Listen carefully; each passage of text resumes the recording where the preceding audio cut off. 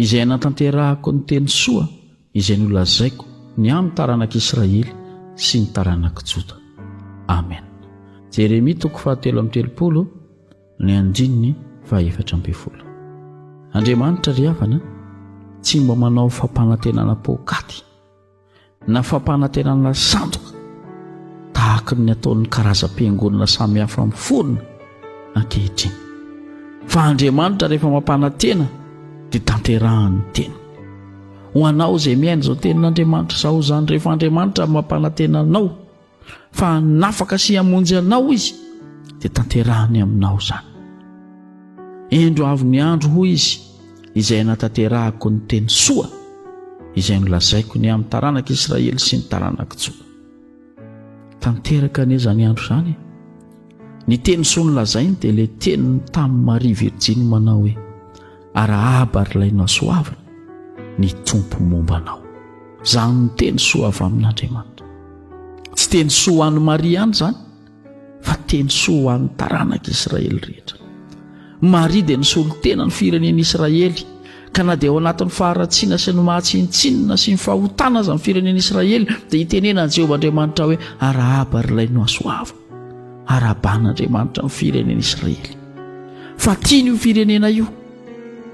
Ankehitriny koa dia araban'Andriamanitra koa ianao, fa tafiditra ao anatin'izany ianao satria ilay zanak'Andriamanitra nomeny no entina tao akibon'ny Maria dia tsy natao ho an'ny firenen'i Israely, tsy natao ho an'ny Maria irery ihany, fa natao ho an'izay rehetra mino azy. Ianao koa ngeza ny tanteran'Andriamanitra aminao androany ilay teny soa nampanantenany tany amin'ny bokin'i Izay mpaminany, ka itenenany aminao androany arahaba ary ilainao soavina ny tompo momba anao. Vao maraina vao mifoha ianao no mandre izany tenin'Andriamanitra zany izay miarahaba sy mirary soa anao. Tsy misy fifaliana toy izany. Ny firarian-tsoa ataon'olombelona ary mahafalifaly amin'ny fotsika. Maika fa Andriamanitra mihitsy no miteny aminao amin'izao maraina izao manao hoe arahaba ary ilainao soavina. Mifoha maraina ianao dia fantary fa no asoavin'Andriamanitra ianao. Mbola velona trapamijeny ianao, mbola meny tombon'andro iainana ianao, mbola afaka hitany zanaka indray ianao.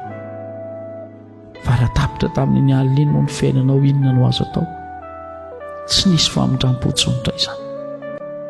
Afantaro androany fa tianao Andriamanitra ka ny teny fampanantenana, fa hitondra ny teny soa mahafaly ho anao izy dia efa nitanterahany tamin'ny alalan'i Jesosy Kristy. Mampianatra ange izany, mampianatra anao mba hampanantena teny soa ho an'ny ankohonako, ho an'ny fianakaviako, ho an'ny namako rehetra. Fa rano manomboka androany ny teny ratsy, fampanantenana teny ratsy. Misy ny olona ao an-tokantranony eo dia hoe raha hitako aloha raha an'iny dia anaovako teny tahaka an'izao mihitsy mba ho tsapany tsara zany ianarako zany. Izany ve ny maha-kristianina sy ny antsoin'i Jesosy ianao? Hovay izany toetra zany, raha sanatria izany ny ao anatin'ny fonao izao maraina izao. Hovay hoe raha mifankahita amin'Andro dia hampanantenako teny soa izy, omeko azy ny fiadanana. Dia ataovy izany asan'Andriamanitra izany ry havana ary matoki, fa Jehovah Andriamanitra dia mahatsiaro manokana ny olona miaina tahaka izay niainan'i Jesosy Kristy. Amen.